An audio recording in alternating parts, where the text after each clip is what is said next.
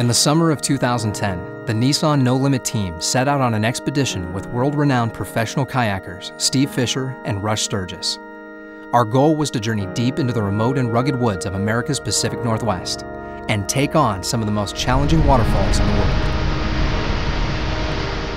As our team said goodbye to civilization, the excitement soon set in as we realized this was a unique opportunity to document the rarely seen and often difficult to capture sport of whitewater kayaking.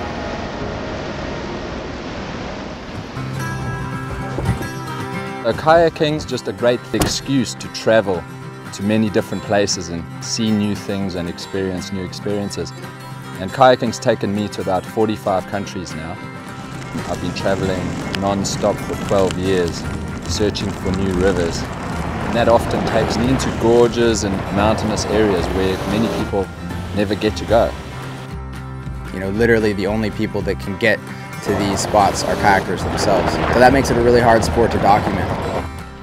Well, the area we're in now is called the Columbia River Gorge, which is up in the Pacific Northwest of the USA. It's considered to be quite a kayaking hotspot, worldwide as well as within the US.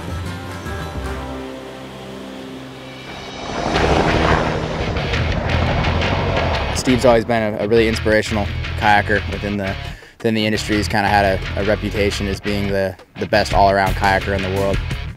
I enjoy paddling with Rush Sturgis because he's very much the type of paddler that I am. He's an all-rounder. He's quite a few years younger than me, but we get on very well. We enjoy working as a team and getting down these rivers.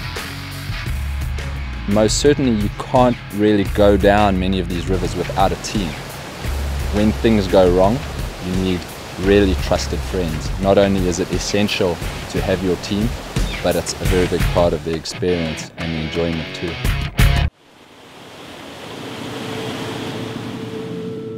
To kick off the project, the team traveled to what would be our first challenge, the put-in to the Little White Salmon River.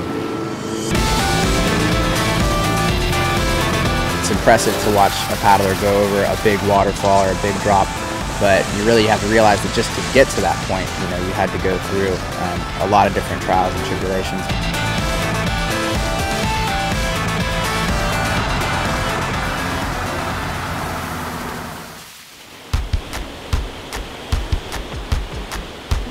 A lot of gear in kayaking.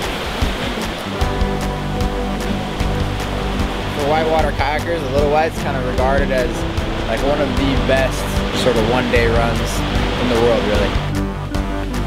It's a beautiful Class 5 run, very continuous whitewater, all the way down to its climax, which is a waterfall called Spirit Falls.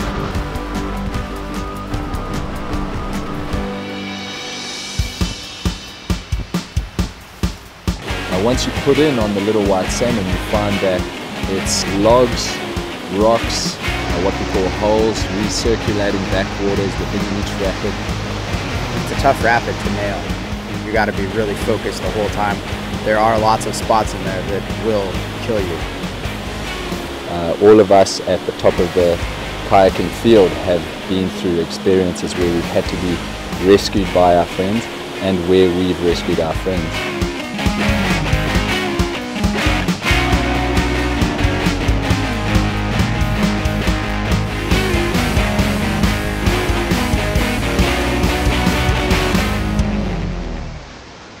After an intense and technical run down the Little White Salmon, Rush and Steve hit their first serious waterfall. Spirit Falls is a picturesque fall in a secluded location. With an estimated drop of 35 feet and some serious hazards, it is a fall that could have real consequences if not run correctly. As we move down a river, we stop at each drop and we really do inspect the individual waterfall. We don't just come floating down a river and then line it up in the middle and hope for the best. A lot of people will walk around Spirit Falls normally. A lot of scary stuff's happened to people there before. A lot of really close drownings. Yeah, I think the idea is to just come in slightly faster than the water. 8 meter, and then as I get to like right there, I threw my paddle like right there last time. But we've got an entrance here. Spirit Falls got a thick spout of water, and on your left are these thin curtains of water. sort of falling in over a cave on the left-hand side. The problem is if you go in there in your kayak and turn over, then you'll end up having to get out of your kayak, and then you're really at the mercy of the river. I'm definitely a little nervous for it, but sometimes you just have to go do it. Just buck up and hug it. You just paddle up to the edge, take one of those big boof strokes, fly flat and clear of the curtain, and then drop the bow of the kayak so that you hit the water at 45 degrees.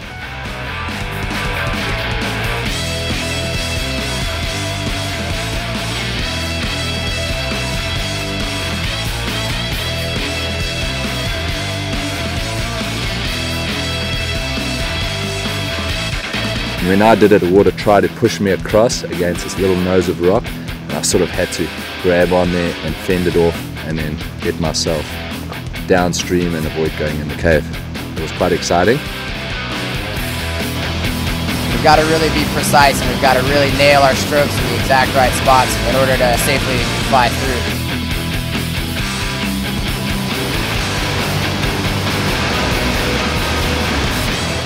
The best feeling for sure, just to get to the bottom, feel safe, and then watch your friends go. That was a good way to end the day.